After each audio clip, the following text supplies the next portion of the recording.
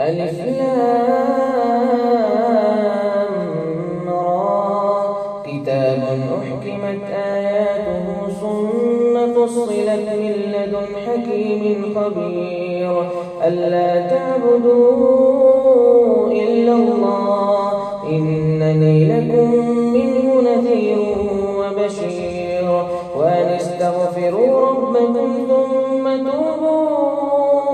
إليه يمتعكم متاعا حسنا إلى أجل مسمى ويؤتي كل ذي فضل فضله وإن تولوا فإني أخاف عليكم عذاب يوم كبير إلى الله مرجعكم وهو على كل شيء قدير ألا إنهم يثنون صدورهم ليستخفوا منه ألا حين يستغشون ثيابهم يعلم ما يسرون وما يعلنون إنه عليم بذات الصدور وما من دابة في الأرض إلا على الله رزقها ويعلم مستقرها ومستودعها كل في كتاب مبين وهو الذي خلق السماوات والأرض في 6 أيام وكان عرشه على الماء ليبلوكم أيكم أحسن عملا ولئن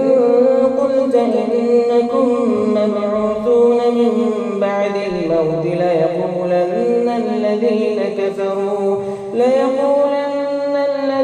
كفروا إن هذا إلا سحر مبين هي تجري بهم في موج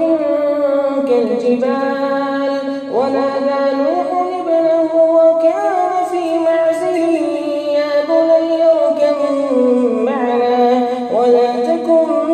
مع الكافرين قال سآوي إلى جبل يعصمني من الماء قال لا عاصم اليوم من أمر